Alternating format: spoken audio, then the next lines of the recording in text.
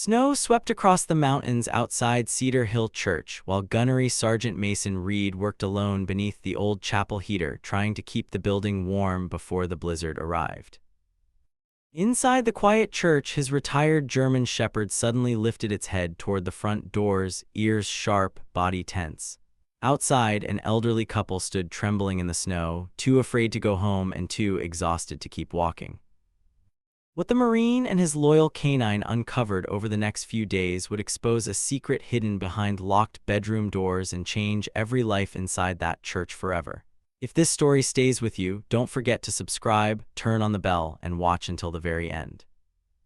Snow hammered the mountains outside Bozeman while the old church lights of Cedar Hill glowed weakly through the blizzard. The storm had buried most of the county roads before sunset. Wind screamed through the pine trees surrounding Cedar Hill Church, rattling the stained glass windows hard enough to make the old wooden walls groan. Inside the fellowship hall, the smell of dust, machine oil, and burnt insulation lingered in the air while Gunnery Sergeant Mason Reed crouched beside an open heating unit with a wrench in one hand and a flashlight balanced against his shoulder. He worked in silence, focused and steady, the same way he approached almost everything in life now. Mason Reed was 42 years old, broad-shouldered and powerfully built from 2 decades in the United States Marine Corps. His dark olive-green Marine winter field uniform fit tightly across his frame, sleeves rolled neatly despite the cold. A faded scar cut along the edge of his jaw beneath several days of rough beard stubble, and streaks of gray had started creeping into his short military haircut around the temples. His face carried the hard, angular lines of a man who had spent years sleeping in combat zones and disaster sites instead of comfortable homes. People around Bowman often described him as intimidating until he spoke. Then they noticed the calm in him, the patience, the exhaustion hidden beneath it. 3 months earlier, Mason had returned from a brutal winter rescue mission in Alaska where an avalanche destroyed part of a civilian research camp. 2 people survived, a little girl had not. Since then, he had struggled with sleep, silence, and the unbearable feeling that arriving late by 30 seconds could haunt a man longer than gunfire ever could. That was why he volunteered at Cedar Hill Church instead of sitting alone in his cabin outside town during Christmas week. Near the doorway lay Ranger, a retired German Shepherd K9 with thick amber and black fur and alert golden eyes that never stopped tracking movement. Ranger was 8 years old now, older and heavier around the shoulders than during his service years, but the dog's instincts remained razor-sharp. One ear carried a small tear from a deployment overseas, and a pale scar crossed his muzzle where shrapnel once grazed him during an extraction mission beside Mason years ago. Ranger trusted few strangers immediately, but he trusted Mason completely. The two moved through rooms with the quiet familiarity of soldiers who had survived too much together. Pastor Daniel Brooks emerged from the hallway carrying 2 paper cups of coffee. Daniel was a tall, lean man in his late 50s with silver hair combed neatly behind his ears and kind blue eyes softened by years of counseling broken families and grieving veterans. He wore thick wool sweaters year-round and spoke with the calm rhythm of someone who understood that people often needed listening more than sermons. Years ago, Daniel lost his younger brother to addiction after returning from Iraq, and since then, he had dedicated most of Cedar Hill's budget to helping struggling veterans and elderly residents around Bozeman. "You've been at that heater for 4 hours," Daniel said quietly, handing Mason a cup. "Even Marines need breaks." Mason took the coffee without smiling much. "This thing quits during the storm and half the shelter freezes tonight." Daniel nodded slowly, still trying to save everybody. Before Mason could answer, Ranger suddenly lifted his head. The dog's posture changed instantly. His ears tilted forward, muscles tightened beneath his thick coat. A low, uncertain sound rumbled deep inside his chest while his eyes fixed on the church entrance. Mason noticed immediately. "What is it, boy?" Ranger stood before Mason even reached the door. Snow blasted inward the moment Mason pulled it open, icy wind sweeping across the church floor. Through the white blur outside stood 2 fragile figures barely visible beneath the storm. An elderly man gripped the railing beside the church steps while trying to shield the woman beside him from the wind. Snow covered their coats almost completely. The man looked exhausted beyond words. Harold Whitmore was 82 years old, tall but stooped heavily with age. His once strong body weakened by arthritis and years of physical labor. Deep wrinkles carved through his pale face like cracks in old wood, and his trembling hands clenched a worn cane polished smooth by decades of use. Beneath his soaked winter coat, his flannel shirt hung loosely over a chest that had grown thinner with age. Yet there was still stubborn dignity in his pale gray eyes, the kind older men carried when life had already taken nearly everything except pride. Beside him stood a leaner Whitmore, 78, small and painfully thin beneath a faded blue overcoat that looked at least 20 years old. Wisps of silver hair escaped from under her knitted hat, while violent coughing shook her fragile body. Her skin was ghostly pale from the cold, and her frightened eyes darted nervously toward the darkness behind them instead of toward the warmth inside the church. She looked less like someone escaping weather and more like someone escaping people. "Sorry to bother you," Harold said, voice rough from cold air. "We just needed somewhere warm for a little while." Pastor Daniel stepped forward immediately. "Get inside before you both freeze." The couple entered carefully. Snow melted across the wooden floor beneath their boots while Alina struggled to stop coughing into her sleeve.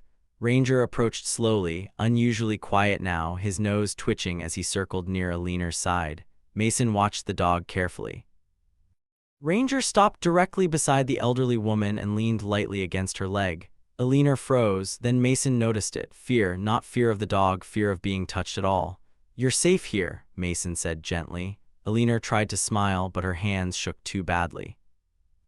As she removed one soaked glove, her coat sleeve slipped downward for half a second. Dark bruises circled her wrist, old ones, finger-shaped. Alina instantly jerked the sleeve back down like pure instinct had taken control before thought could catch up. Harold lowered his eyes. Pastor Daniel's expression quietly changed. Ranger remained pressed against Alina's side, staring toward the church door with low watchfulness. And for the first time that night, Mason Reed stopped thinking about the storm outside, because suddenly he was no longer sure the storm was the most dangerous thing these two had escaped from. The storm worsened after midnight, burying the roads around Bozeman beneath thick waves of snow, while freezing wind rattled the old stained glass windows of Cedar Hill Church, hard enough to shake dust from the ceiling beams. Inside the small guest room behind the chapel kitchen, warmth from the repaired heater barely held back the cold creeping through the walls. But to Harold and Alina Whitmore, the room still felt safer than any place they had slept in for months. A dim yellow lamp glowed beside the bed, while Pastor Daniel quietly placed extra blankets near the dresser before leaving the door slightly cracked so the elderly couple would not feel trapped inside another locked room. Mason Reed remained awake near the doorway with a cup of black coffee cooling between his hands. Even sitting still, he looked like a man prepared for bad news. Years in the Marine Corps had carved tension permanently into his posture. Broad shoulders always slightly squared, eyes constantly measuring exits, windows, movement. Without the heavy winter jacket, the scars along his forearms became more visible beneath the rolled sleeves of his olive-green Marine combat shirt. Ranger rested beside Alina's bed, though the retired German shepherd clearly was not sleeping. The dog's amber eyes tracked every small movement in the room, while one torn ear angled toward the hallway whenever the church floorboards creaked. Since arriving at Cedar Hill, Ranger had barely left Alina's side once. Harold sat heavily near the frosted window, old hands wrapped around the curved handle of his cane while snow drifted endlessly beyond the glass. The old carpenter looked exhausted now that survival adrenaline had faded. Deep wrinkles folded across his pale face while shame settled heavily in his tired gray eyes. Mason had seen similar expressions before in civilians rescued from disaster zones overseas, men who blamed themselves for failing to protect the people they loved. For several minutes nobody spoke. The heater buzzed softly against the wall while Alina struggled through another rough coughing fit beneath the blankets. Then suddenly a heavy door somewhere deeper inside the church slammed from the wind. Alina flinched violently. The teacup shook hard in her hands before Ranger immediately stood and pressed himself against her legs. The huge German shepherd leaned close enough that his warm fur brushed against her blanket while a low calming rumble vibrated inside his chest. Aliner's breathing slowly steadied after she rested one trembling hand against the dog's neck. Mason noticed everything, not nervousness, fear, the kind built slowly over time until the body reacted before the mind could think. "You're all right," Mason said quietly. Aliner nodded automatically, though her eyes remained fixed on the doorway. "I'm sorry," she whispered, like apologizing had become instinct itself. Harold lowered his head. "It wasn't always like this," he muttered. The room fell silent again. Then finally, after staring into the darkness outside for several long seconds, Harold spoke the name both Mason and Pastor Daniel had already been expecting. "Travis Bell." Even Aliner's hands tightened at the sound. Harold rubbed slowly across his forehead before continuing. "After my heart attack last winter, things at the farm started falling apart. Pipes froze, roof leaked, couldn't keep up with repairs anymore." He swallowed hard. "The bank recommended Travis, said he specialized in helping elderly property owners manage finances." Pastor Daniel's expression darkened quietly. "At first he seemed decent," Harold continued. "Expensive coat, clean truck, always talking polite." A bitter laugh escaped him. "Man looked trustworthy enough to stand in church every Sunday."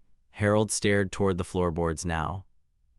"He helped pay medical bills at first, handled insurance paperwork, drove Aliner into town for appointments."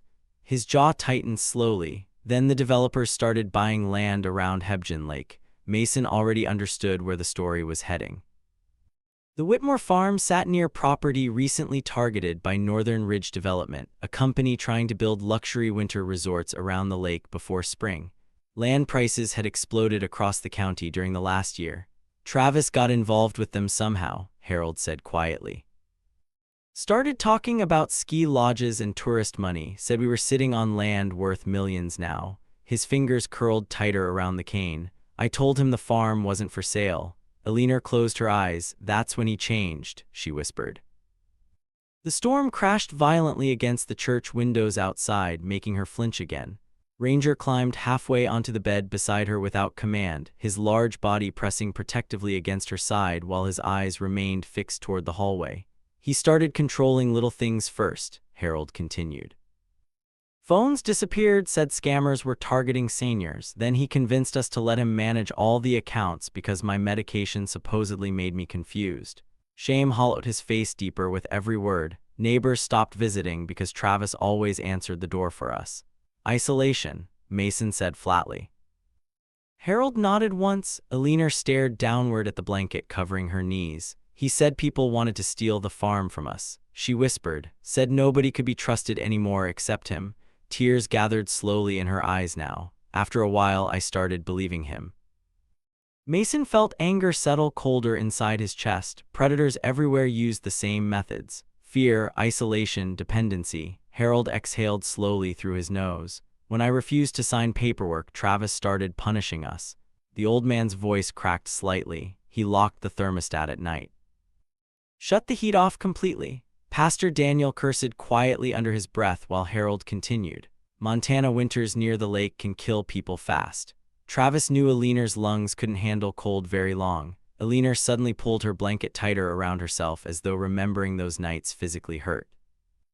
"He ever lay hands on either of you?" Mason asked carefully. Neither answered at first. Then slowly, almost reluctantly, Aliner pulled back her sleeve. Dark bruises wrapped around the fragile skin near her wrist. Old marks layered beside newer ones, finger-shaped. Ranger's ears flattened instantly. "He grabbed me after I tried calling my sister," Aliner whispered. Said confused old women spread lies. The room became painfully still. Then Harold finally revealed the worst part. "He locked us upstairs sometimes." His voice sounded hollow now. "Outside latch on the bedroom door. He stared toward the floor, unable to look at anyone. Said old people wander at night." Aliner's breathing suddenly quickened again. Her frightened eyes drifted somewhere far away beyond the church walls. Then softly, almost unconsciously, she whispered, "Please don't lock the bedroom again." The sentence hit harder than shouting ever could. Mason exchanged a glance with Pastor Daniel. Neither man spoke. And before the silence could settle again, headlights suddenly swept across the frosted church window. Ranger exploded to his feet with a deep growl rumbling through his chest. Mason crossed the room instantly and pulled the curtain aside just enough to see outside. Far beyond the church parking lot, barely visible through the storm, a black pickup truck sat idling in the darkness, watching the church. 3 days later, the storm over Bozeman finally weakened, but winter still clung heavily to Cedar Hill Church, like something unwilling to let go.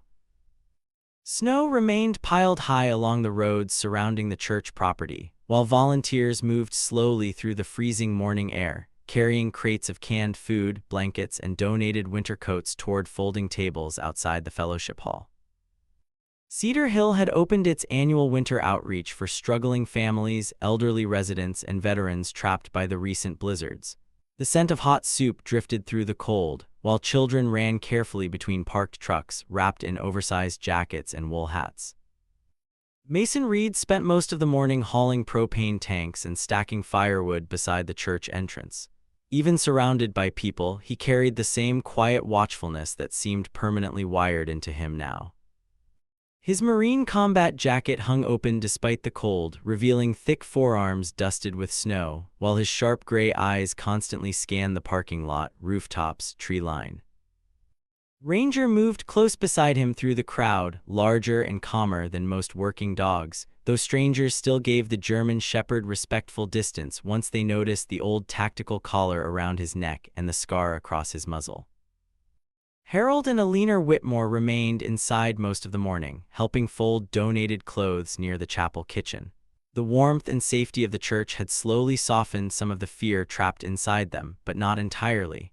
Alina still startled whenever doors slammed too loudly. Harold still checked the windows several times an hour without realizing he was doing it. Trauma did not disappear simply because the danger paused. Pastor Daniel stood near the soup station speaking with volunteers when Mason noticed Ranger suddenly stop walking. The dog froze completely, his ears angled forward. A low growl vibrated deep inside his chest. Mason followed Ranger's stare toward the far edge of the parking lot beyond the snow-covered cemetery fencing. A black pickup truck sat partially hidden behind a row of pine trees, engine running, watching. Mason narrowed his eyes immediately. The truck had been there earlier too. He remembered noticing it an hour ago near the road before it disappeared again. Now it was back.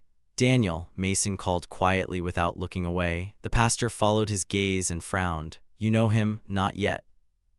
Rangers growled deep and slightly. Mason rested one hand calmly against the dog's neck. "Easy." The truck remained motionless another minute before finally backing away through the snow and disappearing down the road, but the uneasy feeling stayed. By evening, most volunteers had gone home while fresh snow drifted lazily beneath the church lights outside.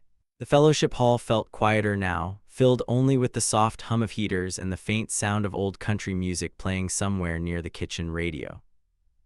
Alina sat near the fireplace holding a cup of tea between both hands while Harold quietly worked on repairing one of the broken church shelves Pastor Daniel had dragged into the room earlier.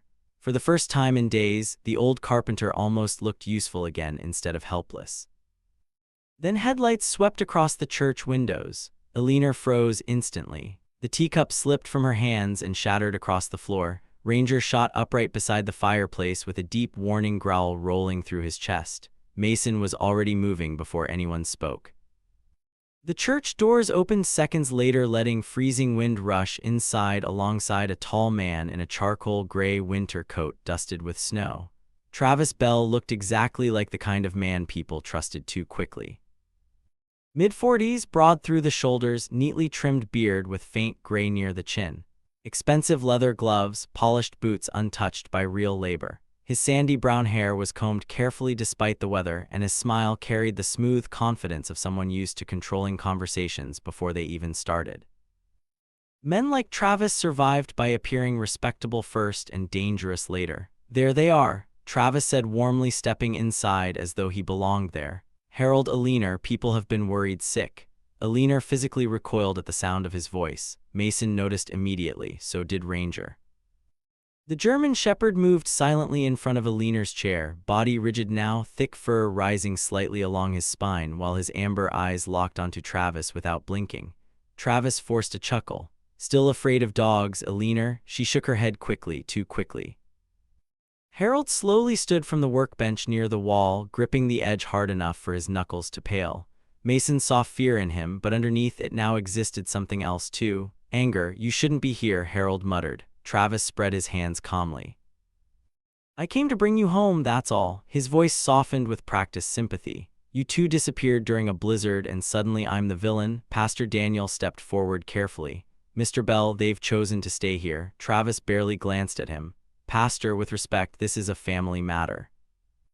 Mason finally spoke. "No," he said quietly. "It stopped being a family matter when fear got involved." The room fell silent. Travis looked toward Mason properly for the first time now, measuring him carefully. His eyes briefly flicked toward Ranger before returning again. "And you are someone who noticed bruises." That wiped the smile from Travis's face for half a second, only half. Then he recovered smoothly. "Alina bruises easily. She's nearly 80 years old." Alina suddenly began trembling again. Her breathing quickened while tears gathered helplessly in her eyes. Travis took one slow step closer. "Alina," he said softly. "You know, I've only tried protecting both of you, and then it happened." Alina broke. "Please," she whispered suddenly, voice shaking violently. "Please don't lock the bedroom again." The entire church went still. Even the heaters seemed quiet. Harold closed his eyes in visible shame while Pastor Daniel stared at Travis in disbelief. Ranger stepped directly between Alina and Travis now, body low, muscles tense, deep growl rumbling louder through the room. Not attacking, warning. Mason understood everything in that moment, so did everyone else. Harold finally lifted his head. The old man looked smaller than Travis, weaker too, but something inside him had changed. For months, fear had bent his spine lower than age ever could. Now that fear finally cracked. "You locked us upstairs like animals," Harold said hoarsely. "You shut off the heat when we wouldn't sign your papers." His voice strengthened slightly. "You told Alina nobody would believe us." Travis' calm mask finally slipped. "You old fool," he snapped quietly. Mason took one step forward. Ranger's growl deepened instantly. Travis stopped moving. Snow drifted sideways outside the church windows while silence stretched painfully through the fellowship hall. Then Harold Whitmore looked directly into Travis Bell's eyes for the first time in months and said the words Alina probably thought she would never hear again. "You don't control this family anymore." Travis stared at him without speaking, and for the first time since entering the church, he looked nervous.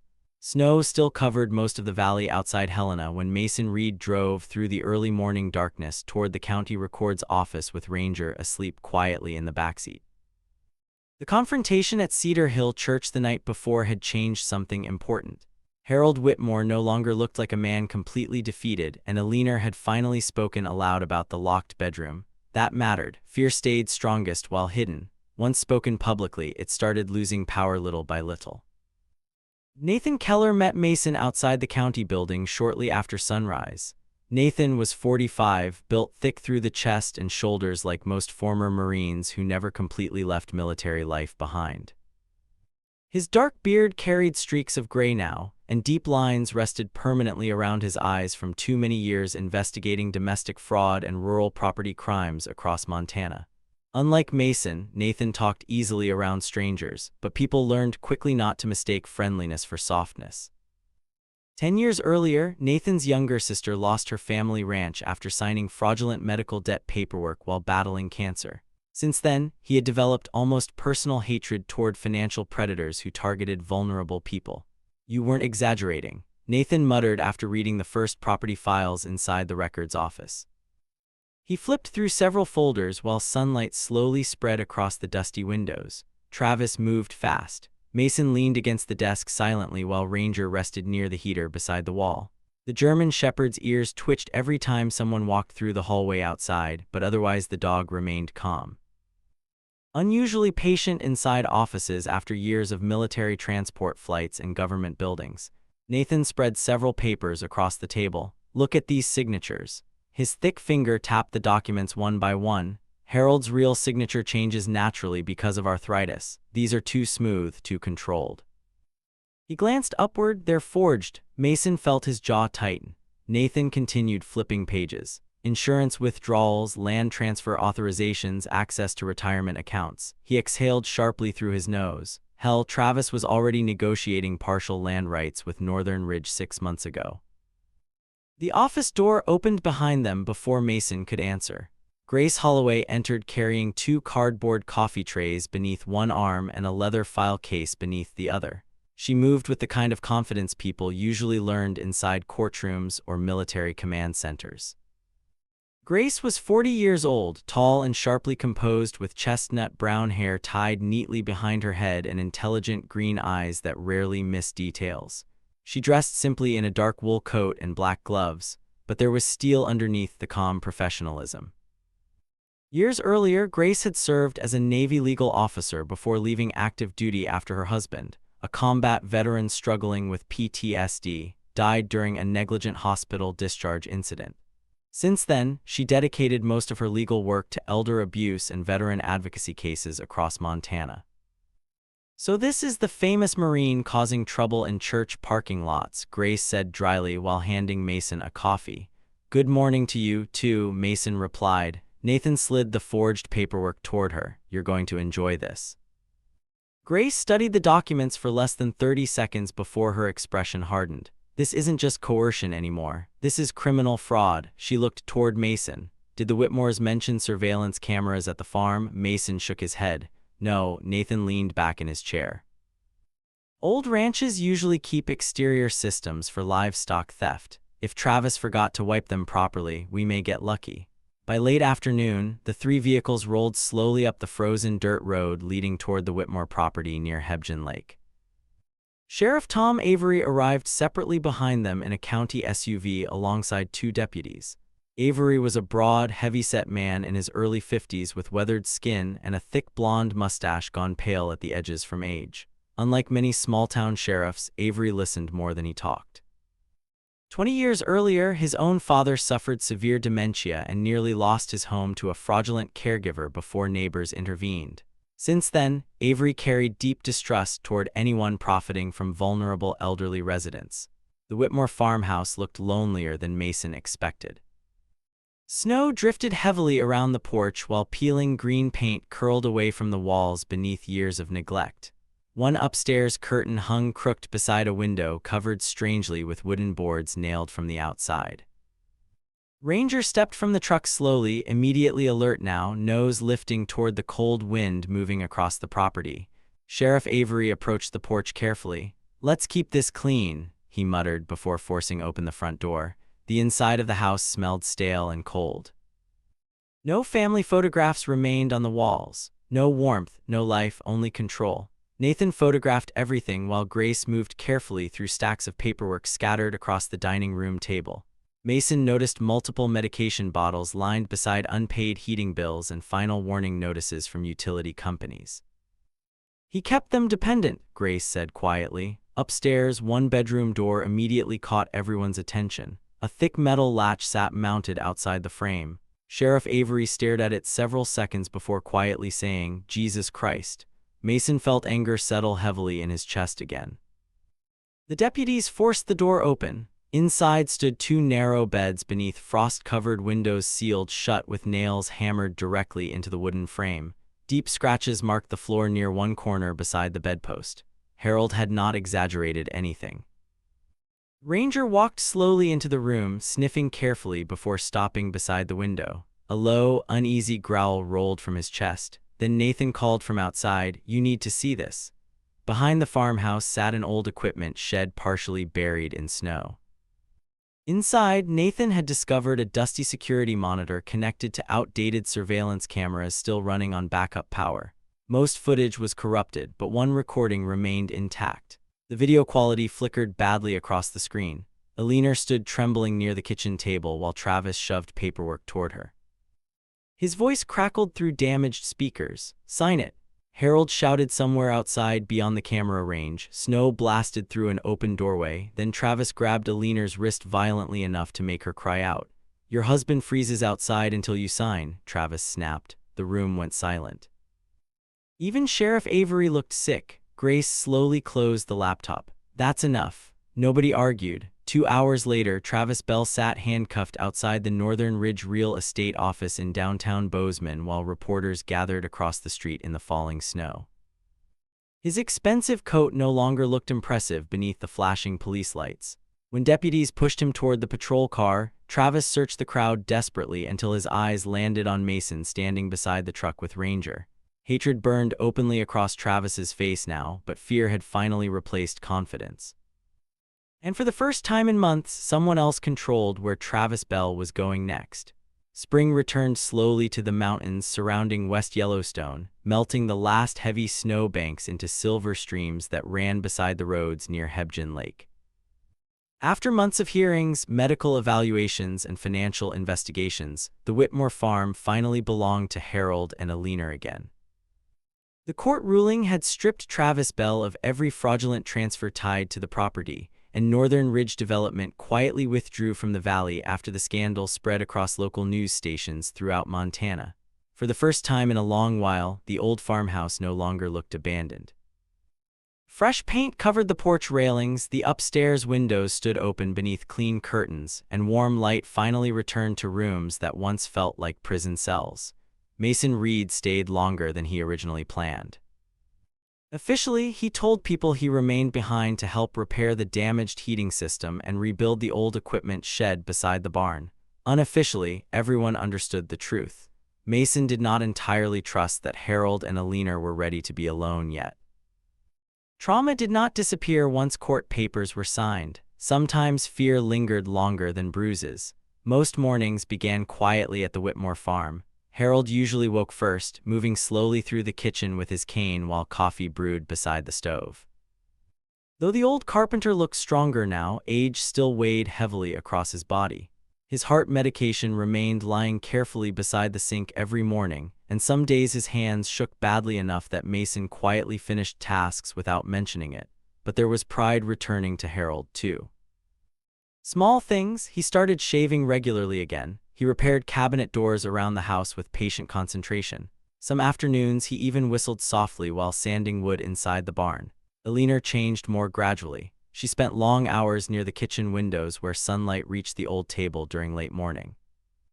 Her silver hair remained pinned neatly behind her head while she baked bread, folded laundry, or simply watched birds gather near the lake, but fear still lived inside her nervous system. Loud noises made her jump instantly. The sound of doors locking at night sometimes caused her breathing to quicken before she realized where she was. Once during a thunderstorm, Mason found her standing frozen beside the upstairs hallway because the wind had slammed one of the bedroom doors too hard. Ranger noticed before anyone else did. The retired German shepherd quietly approached Alina that night and leaned his body gently against her shaking hands until the panic eased. After that, the dog rarely left her side for long. Around Cedar Hill Church, people started joking that Ranger had unofficially promoted himself from military K-9 to guardian angel. During Sunday prayer services, the large amber-black shepherd always rested beside Alina's chair near the front pew while children carefully patted his thick fur after sermons ended. Pastor Daniel eventually used part of the legal settlement from the Travis Bell case to launch a regional outreach program for elderly financial abuse victims across Gallatin County. The church basement transformed into a support office where volunteers helped seniors review suspicious contracts, banking activity, and medical debt paperwork. Mason noticed something important during those weeks. Once Harold and Alina began speaking openly about what happened to them, other elderly residents slowly started telling their own stories too. One afternoon, while repairing fencing beside the lake, Mason received a call from Camp Pendleton. Orders, temporary leave extension denied. He listened quietly while cold spring wind moved across the water. Ranger sat nearby beneath the fence post, watching geese drift across the lake while Mason stared toward the mountains without speaking much. "You heading back?" Harold asked later that evening. Mason nodded once. "Couple days."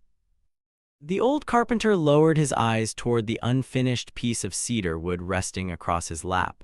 During recovery, Harold had started carving small wooden projects again to strengthen his hands. Bird whistles, tiny animals, simple things. Mason suspected the carving mattered less for hobby and more for proving to himself that his hands still created things instead of merely surviving. "You know," Harold muttered quietly, "I used to think strength meant handling problems alone." He rubbed one thumb slowly across the wood grain. "Turns out that's usually how people get trapped." Mason did not answer immediately. The truth was, he understood exactly what Harold meant. Ever since Alaska, he had isolated himself from almost everyone, working alone, sleeping alone, carrying guilt alone. Somewhere during these months at the Whitmore farm, he had forgotten to keep doing. The final morning arrived bright and clear. Spring sunlight spread warmly across the lake while soft wind moved through the pine trees surrounding the property. Mason loaded the last equipment cases into his truck while Ranger circled nearby through the grass, calmer now than he had been in months. The German Shepherd looked older beneath the sunlight, gray beginning to spread slowly around his muzzle, but peace rested easier inside the dog now too. Eleanor stepped carefully onto the porch, holding a paper bag filled with homemade biscuits for the road. Her pale blue sweater moved gently in the breeze while her eyes followed Mason quietly. "You made this place feel safe again," she said softly. Mason looked uncomfortable immediately, which made Eleanor smile faintly for the first time that morning. Harold emerged beside her carrying something wrapped carefully in cloth. The old carpenter moved slower than before winter, but not weaker anymore. There was dignity in him again now. He handed the object toward Mason, a small wooden whistle, simple, hand-carved, slightly uneven near the edges, made it during physical therapy. Harold said quietly, "Figured Marines probably prefer knives and rifles." A faint smile touched his face, "But maybe old men can still make useful things too."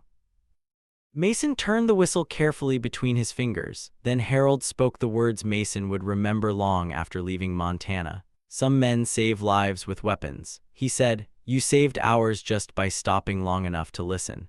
For several seconds, Mason could not answer. He simply nodded once before crouching beside Ranger and resting one hand gently against the dog's neck. The German Shepherd leaned immediately into the touch. Behind them, warm laughter drifted softly from the farmhouse porch. Not loud, not perfect, but peaceful. And as Mason Reed finally drove away from Hebgen Lake beneath clear Montana sunlight, the Whitmore house remained standing behind him with its windows open wide and every bedroom door unlocked. Sometimes miracles don't arrive with thunder or grand signs from heaven. Sometimes God sends them quietly through ordinary people willing to stop, listen, and care when nobody else does. A warm church, a loyal dog, and one person choosing compassion can change a life forever. This story is a reminder to check on the people around us, especially the elderly, the lonely, and those silently carrying pain behind closed doors. Kindness may seem small, but God often works through the smallest acts of love. If this story touched your heart, please share it with someone who may need hope today. Leave a comment below telling us where you're watching from, and subscribe for more stories of faith, healing, and second chances. May God bless you, protect your family, and bring peace into your home tonight.